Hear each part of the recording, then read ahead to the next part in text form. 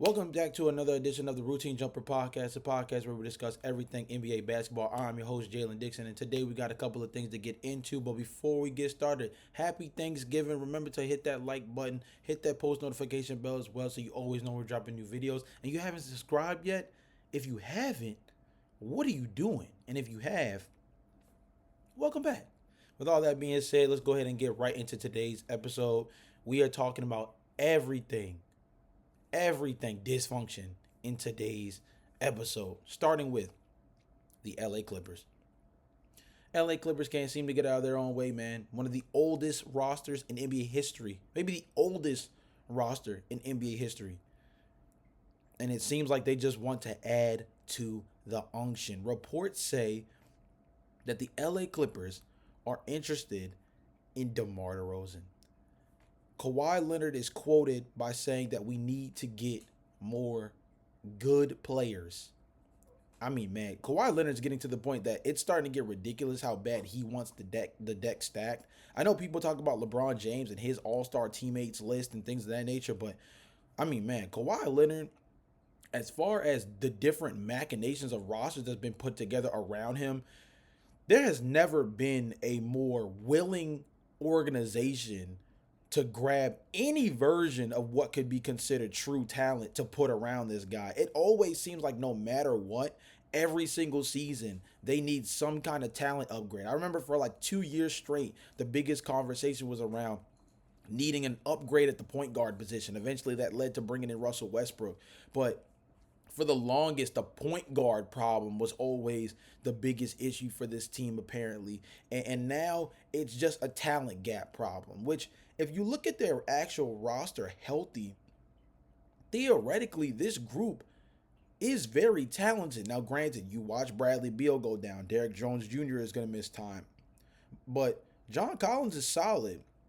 Brook Lopez, I think the Milwaukee Bucks might have made a good play on Brook by not bringing him back and focusing more towards the whole Miles Turner acquisition, because Brook Lopez definitely looks like he's hit whatever cliff you would expect at his advanced age, especially on the defensive end. But Ivica Zubac is still solid. James Harden has been a good player. Chris Dunn has not necessarily been the player he was last season, especially on the defensive end, but he's been okay so far this year as well. This team, the issue is not talent. The issue is that you are in a league where depth is so important, paired with the fact that there are a lot of teams that are adopting an up-tempo play style, which is predicated on making good decisions with the basketball early in the shot clock, but also predicated on athleticism, quite frankly. The unction is running into the biggest problem that the Milwaukee Bucks have had for the last year or two now, which is that when you're that old of a roster, you lack true athleticism. And when in the Milwaukee Bucks case, right, the only true athlete they had was Giannis Antetokounmpo. You just lack real defensive pressure. You lack any real up tempo play, and it puts you in a position where against some of these other high octane offenses, you're slowing the game down. You're predicating your offense on shooting mid range jumpers.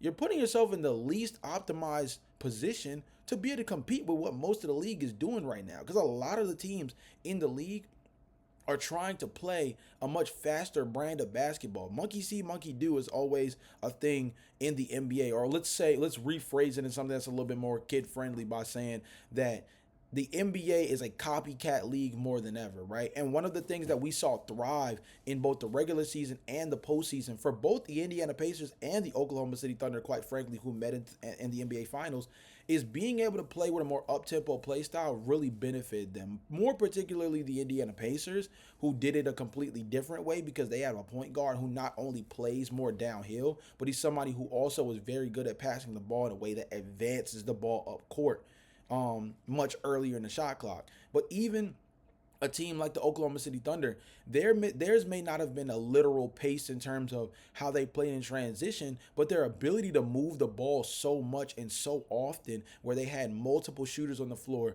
at all times. You have Shai Gilgeous-Alexander, who can take you off the dribble in the half court, and that puts you in a position where now you have to collapse the paint because he's very good at getting to the free throw line. You got all these 3-point shooters. You're able to play very up tempo because you know there's all these guys that are able to move the basketball and make the second pass, make the next read, right? So a lot of teams are playing around that, and the Clippers just are not built to compete with that. But here's what the report says: an upcoming fire sale appears to be on the book for excuse me. An upcoming fire sale appears to be on the books for the Sacramento Kings, and teams are starting to set their sights on some players who could be available. DeMar DeRozan is drawing some interest from the Clippers, according to Sam Amick of The Athletic, in part because of his partially guaranteed contract for next season that could pay him only $10 million of a $27 million deal. Now, getting DeMar DeRozan on a $10 million contract is a steal. I will say that, though. The Clippers have struggled through the first month of the season with a 5-12 record and have an offense that ranks 21st in the league. This article was 2 days ago, or about 3 days ago, I guess, technically. So that's changed. The records changed a little bit, but the statistics still are pretty much the same. It says DeRozan scoring would certainly help LA, but a 36-year-old it would only make the Clippers an even older roster than it already is, relying too much on veterans in a fast-paced NBA landscape. Like I just mentioned, DeRozan has also never been a quality defender, and the Clippers' defense is undoubtedly a bigger issue that needs solving right now.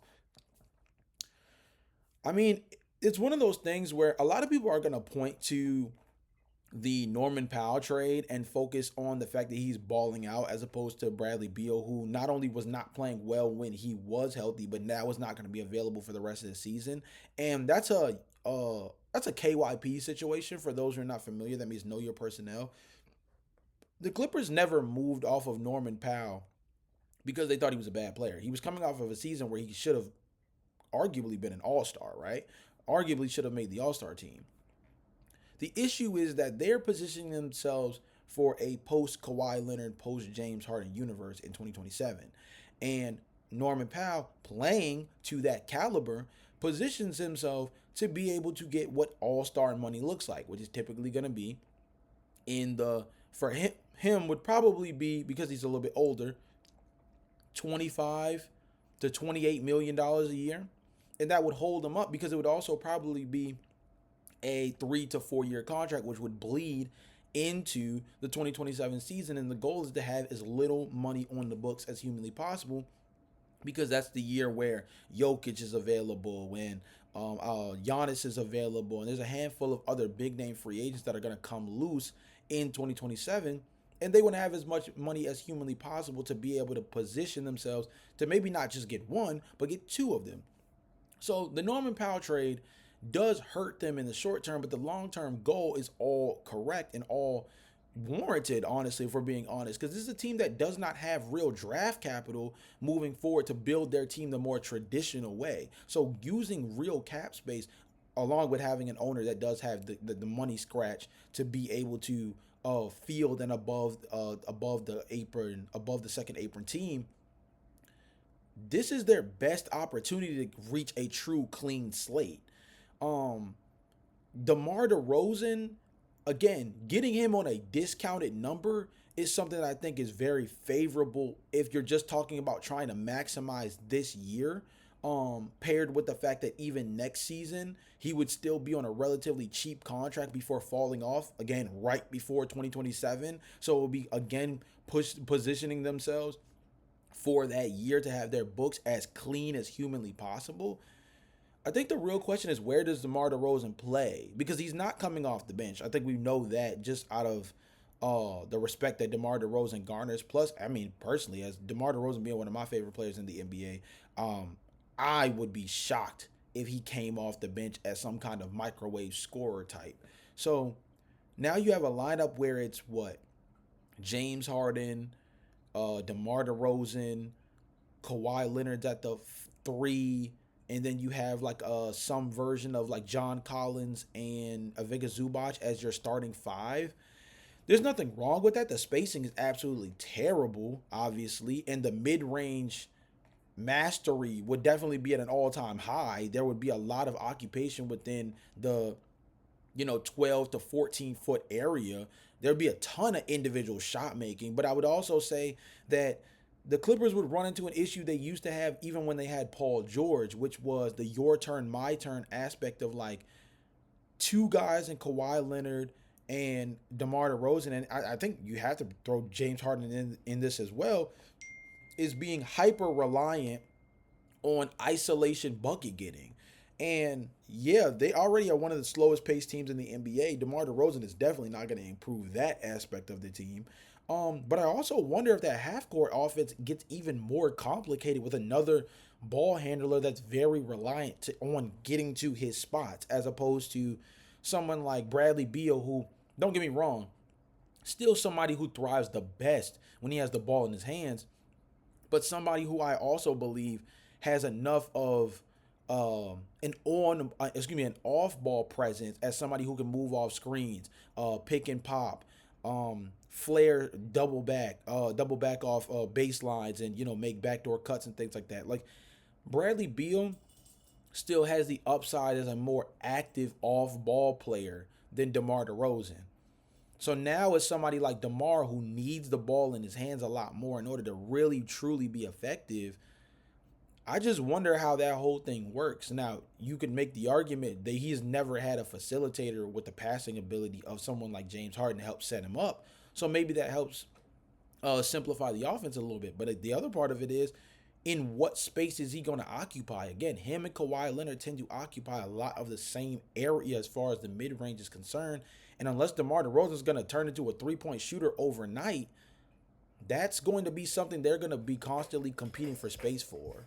But you guys let me know in the comment section down below. If the Clippers acquired DeMar DeRozan, does it make them better? Does it make them worse? Do you think, given the fact that it's a budget ball pickup, it's definitely the definition of a budget baller pickup when you just look at what price tag he'll be associated with, more so next season than this year. Right now, him being at the $27 million mark is more so about offloading contracts as the Clippers and consolidating that into a more talented player. But next season, he'd be one of the cheapest, quote unquote, high productivity players in the NBA. So does adding DeMar DeRozan, former, LA kid, born and bred, right? Another one. Does adding DeMar DeRozan to this team put them in the position to get back into the playoff hunt? Or do you think it's just another version of kicking the can down the road for a Clippers team that just might not be as good as they would have hoped coming into this season? You guys let me know in the comment section down below. Next up, we got to talk about the Utah Jazz, Lauri Markkanen, and Danny Ainge is back up to no good, honestly. He's back up to no good because he's clearly lost his mind, and I think he's finally lost the plot on excuse me. I think he's finally lost the plot on the Lauri Markkanen experience. He's had 2 or 3 different opportunities to move off of Lauri Markkanen in order to get some kind of legitimate either draft capital back or a young player. And for some reason, he hasn't pulled the trigger. We've seen this in the past a million times when, as the general manager for the Boston Celtics, you had a chance at Jimmy Butler. You didn't do it. You had a chance at KD. You didn't do it. You had a chance at Paul George. You didn't do it. You had a chance at Anthony Davis. You didn't do it. There was multiple opportunities where Danny Ainge has been associated with having a treasure trove of assets and having the possibility of going and getting a big name. And in this sense, he's doing the same exact thing, but he's doing it in reverse. Instead, he's the one with the premium asset, the quote-unquote all-star caliber player. And I don't want to say quote unquote like Lauri's not that good, but compared to some of the players that I just named out, this is definitely the reduced version of any of those things. And you then take what has been 2 to 3 years of dangling him around, essentially, and now for a team in the Detroit Pistons, who is easily the best they've been in a decade in terms of how they've been on the floor so far this season. I know their 13 game winning streak just recently was snapped by the Boston Celtics, but this was a team that lost 26 straight games, not too long ago, right? So this is a full-blown turnaround for this organization.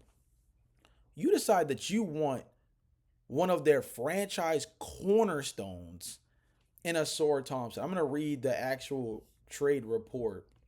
It said, if there is one thing that's clear this last offseason, it's that the Detroit Pistons want Lauri Markkanen. We've seen what a potential trade could look like, something like Jaden Ivey, Ron Holland, and Tobias Harris, plus picks for Markkanen. What's clear is that is definitely the offer from the Pistons side, but what about what the Jazz would want in this offer? Well, Jake Fisher on the Stein line provides some insight. Another likely obstacle that should be factored into the persistent Markkanen to Detroit speculation, Utah would almost certainly want Thompson in return. Sources say that the Jazz, in fact, considered trading up to select him during the 2023 NBA draft. The Pistons, as you can imagine, do not want to trade their Thompson twin. The Jazz hope to be competitive in 2026-27, have signed to rival teams that any trade offers they are prepared to consider, whether they target Markkanen or otherwise, have to keep them competitive. Utah, in other words,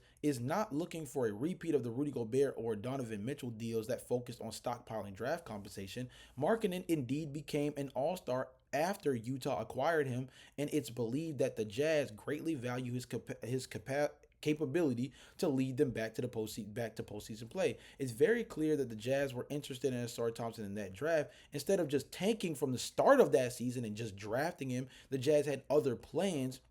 What's interesting is that they still could end up with Thompson now if the Pistons relent and trade him to the Jazz. For now, who may think it's not possible? It's clear that Markkanen has some fans in Detroit's front office. From Fisher, it says, and yes, rival execs have frequently suggested Utah's Lauri Markkanen as an ideal player for the Pistons to target. I'm going to read a little bit more just because this is very intriguing and interesting. It says, you can understand why from Fisher, he says, you can understand why, too.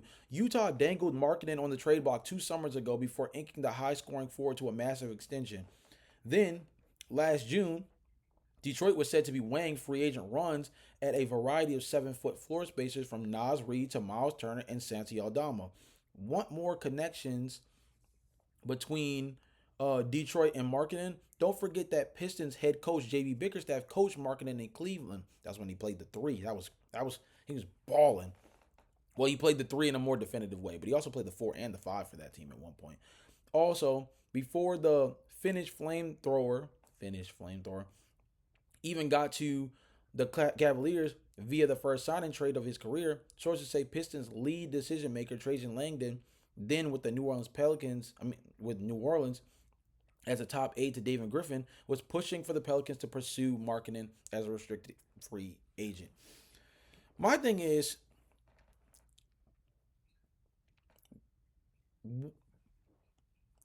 first off, there's a couple of different elements. The first one is that there seems to be a true delusion amongst the Utah Jazz brass that they think they're going to get quote-unquote win now pieces for Lauri Markkanen. If you wanted to do that, you were going to maximize his true value when he became an all-star. Maybe not the season he became an all-star, but within a year of that. Even as the article states, 2 summers ago was when the dangling first started. And they didn't lean into it. 2 summers ago would have given the opportunity for them to position themselves to have a much better player already developing within their roster as is. Another thing the article mentions is you want Ausar Thompson now because of a mistake you made that hindered your ability to get Ausar in that draft class. You had the chance. If you had just played the margins the way many expected you to when the season started of being a tanking team, if you played the margins, you could have been the team that took Ausar Thompson. You could have been positioned for that. And I'm not surprised that the Detroit Pistons were throwing their name out in the hat for potential players like Naz Reid or Miles Turner or Lauri Markkanen. I think that's the one kind of capable positional archetype they don't really have, right? From a floor spacing big perspective, what's that like? Maybe Isaiah Stewart, as far as what he brings, but I think all three of those guys obviously have a little bit more offensive upside than Isaiah. Now, as far as defense, you can, you know, parse back and forth about who you think is the better defender within that group. But as far as offense is considered, I think that we can all agree that Isaiah B. Stew is definitely probably like number four of all three of those players. So I can understand wanting to make that upgrade. Um, but it's something that also just doesn't really make sense from the Utah Jazz perspective to view Lauri Markkanen as this guy that we won't trade him unless we can get somebody that's going to keep us afloat because we trust him to be somebody that can take us to the postseason. What proof do you have? What proof is there? And more importantly, how does Asar Thompson translate to being a player that would necessarily do that? Don't get me wrong. Asar has first team all defensive upside. And there's a chance for him to develop into a more dangerous on-ball player if he gets the same kind of opportunity that like his brother Amen in Houston has, as being somebody who has the ball in his hands a little bit more, playing like a point guard role. But who's to say that that's not just a version of you getting another draft asset and kicking the can down the road? I mean, if we're being honest, and the article actually says it says, finally, the biggest win out of a trade like this for the Jazz, aside from a nice prospect and picks, is that their most important asset this season will improve their own draft pick. It's the concept that fans never seem to understand. Utah's best asset right now is the potential to draft an all-world talent in Darren Peterson, AJ DeBonza, Cam Boozer, and Caleb Wilson. The most important thing for Utah right now, who is sitting at 9 in the lottery standings, which would give the Thunder their pick, Utah now knows that with this current roster, which is 100% designed to make Lauri Markkanen the focal point of everything, at best, it is a 5-10 team. And that's with an easy schedule to start the season. Utah has to wake up, get this pick solidified, and worry about next season. Next season. Again, wrapping the whole thing around the idea of you don't get to pick and choose as Danny Ainge in this situation. Lauri Markkanen, you dangled him out when he was at the peak of his powers and as far as trade value. You've dangled him out when the luster was a little less there in terms of him falling off offensively a little bit. Then he was dealing with a little bit of injury issues here and there. Now, yes, you've positioned yourself to now make him the focal point and rebuild his trade ability, his trade value. But it's not anybody's fault but your own that you decided to go this long without making a move that would maximize the actual talent that Lauri Markkanen brings to the floor. They're not going to trade you Asar Thompson. I can tell you that right now. The Detroit Pistons are not going to trade Asar Thompson to the Utah Jazz to get Lauri Markkanen. Will they maybe give up Ron Holland and Jaden Ivey? I can see that, especially because Jaden Ivey is a player that is going to be up for a contract this upcoming summer. And I don't necessarily know if they want to re-sign him. No disrespect to Jaden Ivey, but between his compatibility with Cade Cunningham, something that's been a conversation for the last 2 years, maybe even the last 3, and the fact that he's somebody that's dealt with real injury issues even dating back to his time in Purdue, this is a player that could be an interesting trade chip. Now, him, Ron Holland, and again, a salary filler in someone like Tobias Harris paired with a draft pick or two is a good way to still get youthful, have guys who would be good in the now, and also help in freeing up your books later on, like with guys like Tobias Harris who will fall off, or even allowing your books to be freed up this upcoming summer with Jaden Ivey and letting him walk, and it opens up real cap flexibility for you too, right? So the truth of the matter is that there's no way in the world that the Detroit Pistons are going to give up Asar Thompson. But I'll ask you guys, Asar Thompson, Ron Holland, Tobias Harris, and a first for Lauri Markkanen. Deal or no deal? You guys let me know in the comment section down below. I say no deal, and I'm hanging up the phone so quick they didn't even realize I picked it up in the first place. But you guys let me know in the comment section what you guys think. We got to talk about the Toronto Raptors, man. We got to talk about these Toronto Raptors. I can't let this slide. And what I mean by I can't let this slide is I don't want this to be a team that goes under discussed with how well they've been playing so far this season. They're 13-5, secondary behind the Detroit Pistons, and they're just a much better basketball team this season. And you can attribute some of that to the confidence they're playing with having somebody in the half court like Brandon Ingram that they can rely on to take more of the shot distribution away from Scotty Barnes, take some of the usage pressure off of Scotty, and you pair that with the fact that they still have players like RJ Barrett. Emmanuel Quickley is playing relatively okay. I think he turns the ball over a little too much, but as far as his shooting is coming along, it's gotten better over the course of the season. And they have dudes on the bench that are really, really nice. Like I really like Jamal Shead as a backup point guard, right? For example, there's just real energy to this team. But don't let me convince you. I'll just read out the stats for you that kind of tell you where they are this season.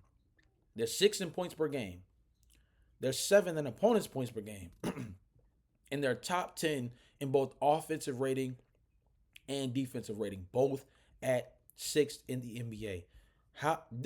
Honestly, if you could give a team the most improved player award, it would be the Toronto Raptors. Last season, they were the 7th worst scoring offense in the NBA. The 7th worst. This year, they're the 9th. Well, I think everything just updated a little bit. Yep, actually, everything just updated a little bit. So, actually, they're 9th in points per game, 5th in opponents' points per game, 9th in offensive rating, and 4th in defensive rating. Last season, they were 7th worst in points per game. They were 18th in opponents' points per game. They were 5th worst in offensive rating, and they were 17th in defensive rating. That's almost a double. Not even almost. That's literally a double-digit jump in just about every category as far as those four are concerned.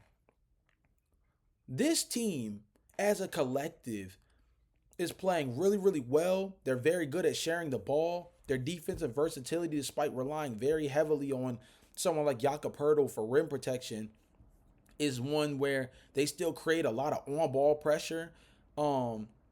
They force a lot of turnovers. They force 17 turnovers a game, which is top 5 or near the top 5 in the league so far this season.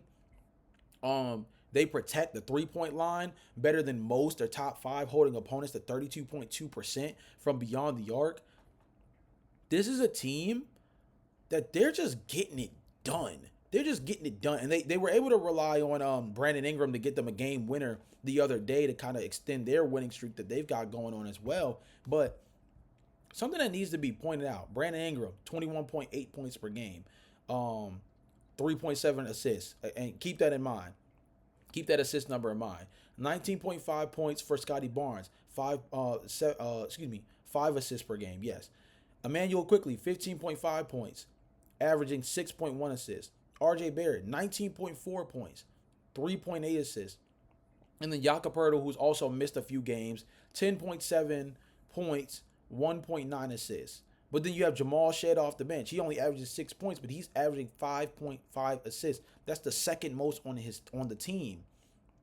I'm saying all of that to say that this team is really good at sharing the ball. They average nearly 43 that's rebounds. They average nearly 30 assists per game, which is top 5 in the NBA this season. So you are, as the Toronto Raptors, you're a top 5 scoring offense.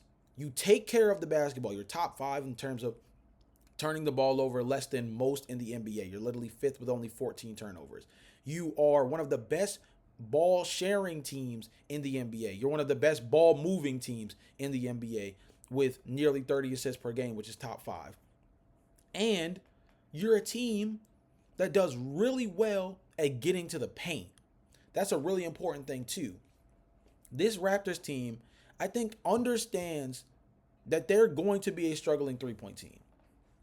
They're going to be a struggling 3-point team. Like RJ Barrett, shoots just around 36% on 5 attempts.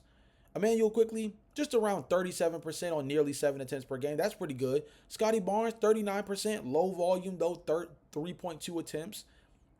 And then Brandon Ingram, 31% on nearly 5 attempts per game. Like, they've got a couple of guys that are shooting above 40% from beyond the arc, but the volume isn't there. They're one of those teams that, even though as a team, they're shooting at a high clip, they're shooting 37%, which is just outside of the top 10. They understand that that is one of their biggest weaknesses. That's why they take the third least of anybody in the NBA. They understand what makes them great. They have two mid-range scorers in RJ Barrett and Brandon Ingram. Primarily Brandon Ingram as a player that you can actually hand the ball to and ask him to operate in isolation.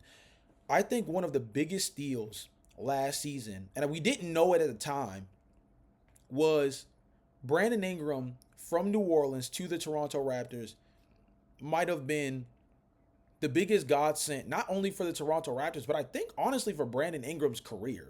I think we were getting to the point where we were starting to underrate Brandon Ingram and forget that it was only a few seasons back where he was an all-star. And he has the passing chops. He has the individual ball shot creation in terms of being able to operate as an on-ball, lead generator that you can give the rock to late in games and tell him go get a bucket. He can really do that for you. Just proved that the other night. Brandon Ingram is someone that archetype-wise is exactly what the doctor ordered for this team. Very similar to how the Houston Rockets desperately needed this individual shot generator, this guy who could just come in and fit right next to everybody as this off-the-dribble offense first, go get a bucket whenever you need it, small forward, and they end up getting Kevin Durant. You essentially got the watered down version of that in Brandon Ingram for a much better price point and probably a much easier, locker room presence as far as like, I guess the idea of like Kevin Durant maybe not sticking around and different things like that looming over, as opposed to Brandon Ingram. He's locked down long term now. And I think another thing is really important when you compare those two is KD was in conversation for Toronto when they first were really shopping around before eventually coming to Brandon Ingram. Like, KD was the muse of exactly what kind of player they were looking for to begin with. The fact that Brandon Ingram came available and it not only mirrors that ideology very well in terms of his play style. He's always been slightly compared to Kevin Durant in a lot of different ways throughout the course of his career. Always considered the light version or the watered down version or something like that, of course, because Kevin Durant is in a completely different echelon as a scorer. But he's always, when you look at the build, you look at the player type, right? All of those things. He's always been associated with Kevin Durant as far as that's concerned.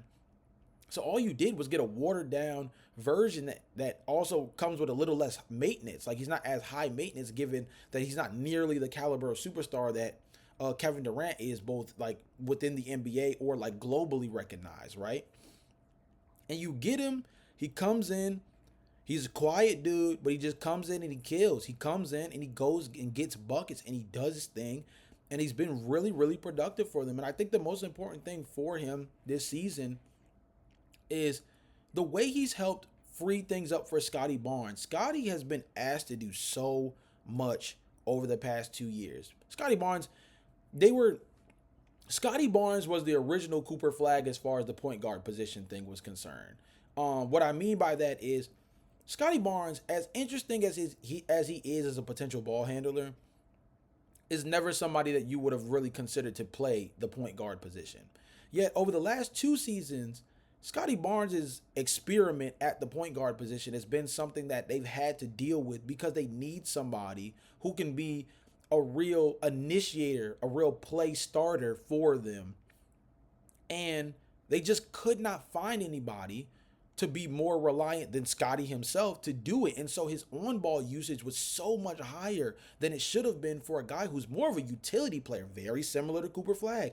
Notice, Cooper Flag is playing so much better now that he's playing at the small forward position. I think all of his statistics across the board have increased in the positive direction, where even at the point guard position, he was playing decent, but playing back at his more natural small forward position, he's been much more comfortable, and it looks like the game is coming to him a lot more naturally because I think he's playing in the archetype that he's best suited for. And Scotty Barnes is in that same situation right now. And the place where that translates the most to me, obviously the three-point shooting, I think has really helped him because there's more space, because now you have to worry about RJ Barrett. You have to worry about Brandon Ingram. You have to worry about the floor spacing that Emmanuel quickly brings to the table.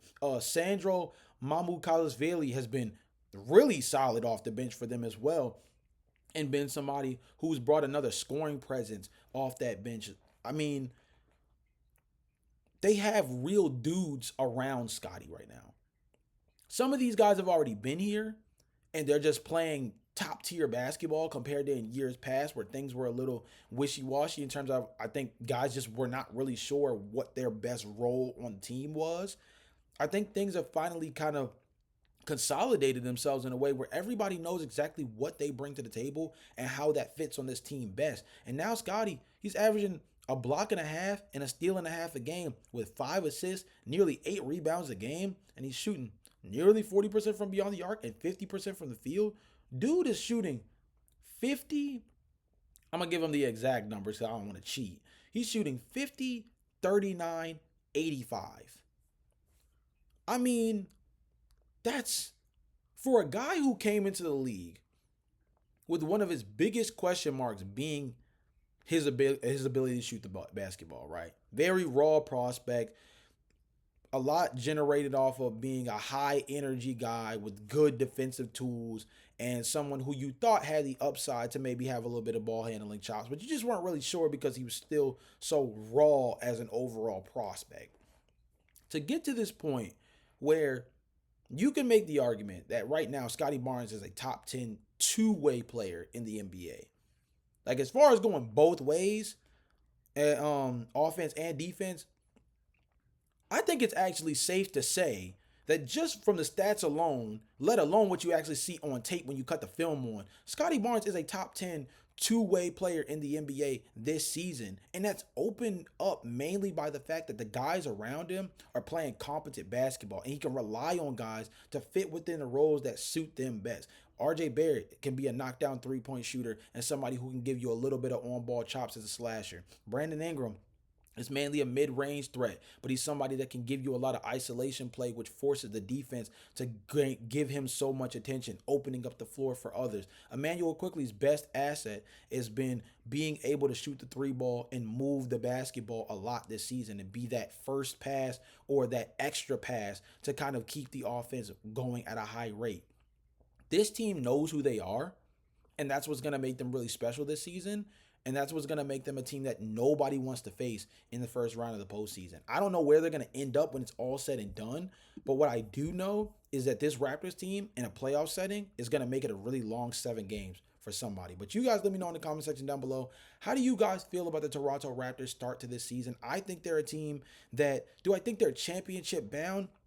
I don't know if they're there just yet. But they're a team that I feel like their play style translates well to the postseason. And as far as the stats are concerned, they always say, right, if you have a top 10 offense and you have a top 10 defense, that's a perfect recipe to be a team that's going to make a long run in the playoffs. Well, right now, they're top 10 in points per game, and they're top 5 in opponents' points per game, and they're top 10 in both offensive rating and defensive rating. So I would say that so far, the formula is working out relatively well for them. It's reflecting in the standings, and it's also reflecting in the vibes around that team. They're playing really good basketball, and they're going to be a force. They're going to be a force in the Eastern Conference for somebody. I think that one of the best things about this year is that the East heard the noise. The Eastern Conference heard the noise around, oh, Jason Tatum's out. Oh, they traded Damian Lillard back over to the Portland Trailblazers, but he wasn't going to play anyway. Tyrese Halliburton is out. I mean, go down that list, right? You enter the season and everybody's discounting your entire conference outside of like 2 teams. because two guys got hurt. This season, the Indiana Pacers obviously fell off a cliff much further than we could have expected. I mean, don't get me wrong, Tyrese Halliburton is a really great player, but I don't think anybody thought that he was so impactful that they would go from being an NBA Finals team, a team that made the NBA Eastern Conference Finals in back-to-back seasons, to being a team that like might be picking at the top of the lottery this year. So shout out to Tyrese, I guess, I think is the way that you would address that without being a hater, right? But the other aspect of it is like, look at some of the teams around that. The Bulls started off the season red hot, and they're coming back down to earth a little bit more, but they're a team that has been, very competitive so far through the year. The Detroit Pistons are the best team in the Eastern Conference and like arguably like the second or third best team in basketball right now. The Cleveland Cavaliers, I think when they get healthy, they're going to be fine. Their biggest issue is just they have had guys in and out of the lineup too infrequently. The New York Knicks, of course, they have the Jalen Brunson and OG Anunoby issues that they have, but and Jalen Brunson is, he's back on the floor now, but still, he's a guy that you have to monitor because he tends to pick up knick-knack injuries throughout the season constantly. But they're in the mix as well. This Eastern Conference, I think if you had to take away anything from the first quarter of the NBA season, is that if you are a fan of an Eastern Conference team, like you just have to be proud of the Eastern Conference as a whole right now. Because for the most part, the Eastern Conference, it feels like they've heard all of the noise coming into the season of like, oh, it's a two-team conference. The question is more so about who's going to make it to the finals, and that's going to be the team that outside of really them is really nobody else in the mix. The championship goes through the West, and maybe all of those things are accurate. But so far to start out the season, the East as a whole has been very competitive. The East as a whole, I feel like, heard all of the hoopla in the background about how they were going to be down this year. And instead, everybody's come out swinging and playing some of their best basketball. And yes, is it going to humble itself later on? Sure. You still have the Brooklyn Nets of the world who might mess around and move a Michael Porter Jr. They might move a Nicholas Claxton. They might try to see if they can attach Cam Thomas to somebody so that they don't have to re-up on his contract this upcoming summer or deal with the fact that he walks away for nothing in unrestricted free agency. You never know, right? You have teams like that towards the bottom. The Charlotte Hornets, despite the fact that Conker Nipple was an absolute stud, Ryan Kalkbrenner is a really solid player as a rookie as well. The Brandon Miller injury held them back early in the season. He's back now. LaMelo Ball, I know there's the trade rumors around that. We discussed that on the podcast recently as well, but we know they're towards the bottom of the barrel, but they're a good basketball team. The record doesn't reflect for them that they are playing much better basketball this season than they've done in recent memory. So I'm just really proud of the Eastern Conference as a whole. That's a little side tangent attached to the Raptors, but I think the Raptors are the true poster child, even over a team like Detroit, who I think a lot of people had really high expectations for this season, or at least decently high expectations for, coming off of what was a really spectacular season last year. I think Toronto, there was real question marks about where they really fit in the Eastern Conference hierarchy. And especially with all of the East is down conversations, the Toronto Raptors were right there in the mix of those teams that was like going to be scrappy enough to be decent. Maybe they fight themselves into a play-in / low seeded playoff spot. But like, are they really on anything? And so far this season, they're showing, yes, they are on something. They're on something that's winning in basketball games. They're on something that's going to make them really interesting as a postseason team. And they're playing above their weight right now, man. They're playing above their weight right now. Last but not least, let's talk about something that I think is going to be a pretty quick conversation, but just something that I saw a report on.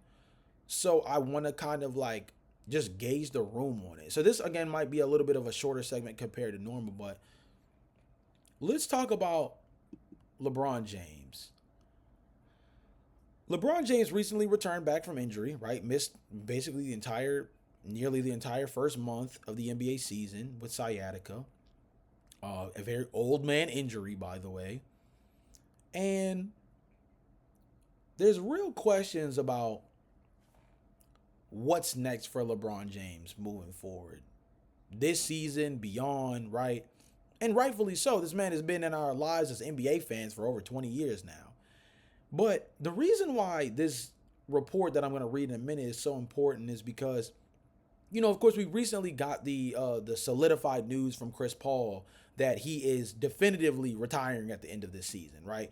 It was always kind of a question. We kind of knew, if we're being honest, we kind of knew that LA was supposed to be like the swan song for him, and it felt like it was his way of going back to the team that he probably had the most fondest memories of while still having a chance to maybe play some winning basketball. Now, the latter has not been as favorable, but being on the bench for a franchise that, he had the most success with as far as, NBA postseason success and regular season success and accolades and things of that nature. The Clippers was the most exciting time to be a Chris Paul fan, I think, in my personal opinion. And for real guys who know ball, don't sleep on the New Orleans Hornets version of Chris Paul. But I think the most exciting overall version to watch was probably the version that played with LA. So he had a feeling that when he returned to the Clippers, that this was going to be his swan song, right? It's just that now it's solidified. And it makes you really wonder, now that we're starting to progress towards the idea of really having to let some of our GOATs go, right? LeBron James is someone who's always going to be talked about in the conversations of defeating Father Time. But this season, with the way that he started the year off, which was not on the floor, really put into perspective the idea that we could be much closer to this being over than I think a lot of us are ready to admit, and maybe even than he is. But let me go ahead and read the report and stop burying the lead. It says, giving James a night off here and there from now until mid-April would help save his legs for what the Lakers hope is a deep playoff run. I think this is from Eric McMenamin, if I'm not mistaken. Let me make sure I address him properly. Dave McMenamin. Duh. Ball knowledge, bro. Ball knowledge. So David McMenamin says, giving James a night off here and there from now until mid-April would help save his legs from what the Lakers hope is a deep playoff run. At the same time, if James believes this could be his last season, something that sources close to James have insisted that he remains undecided about, he might feel even more responsibility to suit up for every game on what would be then a retirement tour.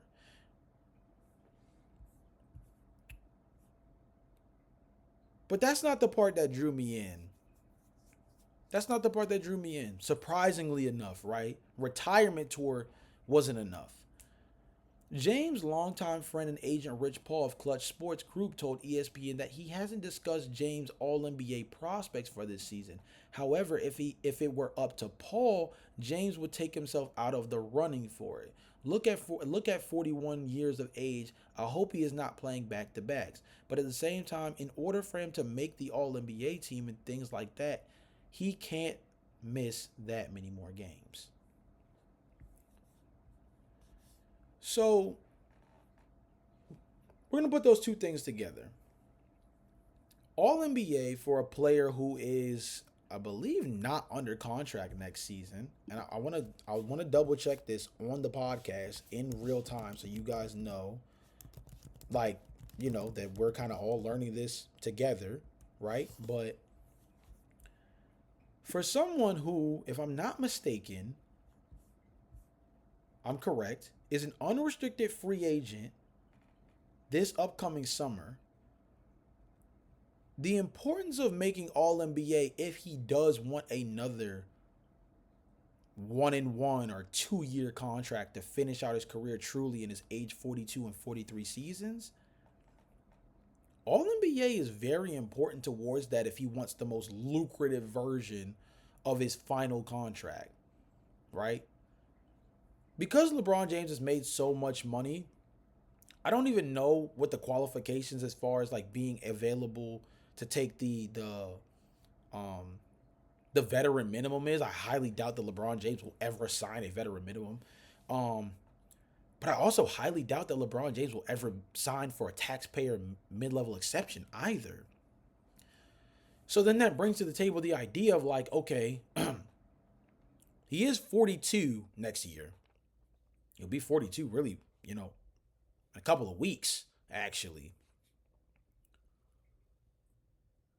Pair that with shooting for all NBA. Like, what does a LeBron James contract at age 42 even look like? And I was wrapping my brain around this and really trying to make sense of it and thinking to myself, like, you can't possibly pay a 42-year-old LeBron James $30+ million a year for another 2 to 3 seasons, right? Not when he missed nearly the first 20 games of the season with back issues that only old people get, right? Right. But then this came up about All NBA. And it's like if he does make the All NBA team, if he positions himself to make the All NBA team, like you can't deny him at least $30 million if he ends up being one of the top 15 players in the league again for another season, right? So then it brings me to my overarching point. Games played might be the biggest telltale of whether or not LeBron James is actually done. He's already missed the majority of the he's already missed basically the first quarter of the season. So he has to play nearly every single game the rest of the way to qualify for the 65 game threshold to be named to an All NBA team. Whether he does that or not will be one of the first indicators to me because it'll show the importance to him of what making All NBA means as far as going into unrestricted free agency this summer. I think it also would be an indicator about whether or not he wants to quote unquote be available every single game for what would be a swan song Kobe Bryant retirement tour where he's available in every city on the floor playing one more time on every court before he eventually hangs up the sneakers. If he decides that he's not going to play back-to-backs, if they position him where they allow him to, really load manage throughout the season and focus primarily on the postseason, I think that kind of tells you that he might end up having a little bit more basketball in him. And this summer is going to be so interesting because I don't know if the Lakers are still in the LeBron James sweepstakes this upcoming summer, even if he plays at an All-NBA level. Even if he plays at an All-NBA level, I don't know if they stay in the LeBron James sweepstakes this summer. So I'm going to pose this to you guys, especially my Lakers fans, man. My Lakers fans, I'm really interested to hear what you guys have to say as far as this. Let's say LeBron James isn't retiring. Let's say he's not going to retire. What do you think is more important? What do you think is more important? Him building his chemistry within this big three with Luka Doncic and AR as they build towards trying to make a postseason run and positioning himself to make All NBA and reminding the league that he's a top 15 player whenever he's healthy? Or do you think that reserving him, load managing his way through the season, and banking on the fact that your guys can get you a top 5 seed, a top 6 seed in the Western Conference without him having to play, at an All NBA level, without him having to play All NBA caliber minutes, All NBA caliber games, 65 and above? Do you think that's the better course of action? I think the easy answer would say that load managing a 42-year-old makes the most sense. But I also feel like we just don't know what LeBron James's intentions are. And we also don't know what the front office's intentions are in terms of whether or not he might be back on this team after this season. So it's like, do you maximize what might be the last ride of LeBron James in an LA Lakers jersey, kind of regardless of whether he retires or not? Because even if he doesn't retire, what is the likelihood he's still in a Lakers uniform given all the things that have been associated with him and the Lakers front office over the last year and a half as far as it coming off like they want to move in the direction of a post LeBron James era? I'm really intrigued to hear what you guys have to say about that because on both ends of the spectrum, I can understand it. Wanting to maximize a last ride run with LeBron James in the postseason is really important. But like, what if you're just barely good enough? And granted, they're like what, the top 3 seed in the Western Conference right now. They've been able to do that without LeBron James. So granted, I may be overthinking this completely, and that's totally fine as well. But in a competitive Western Conference, what if you're floating around the 5, 6, and 7 seed because things are so compact? Can you afford to load manage LeBron James with the possibility of finishing in the middle of the pack of the Western Conference and potentially getting a non-favorable matchup in the first round? And it potentially also be the last season you have with LeBron James to really run it with Luka and AR before you have to start looking beyond him?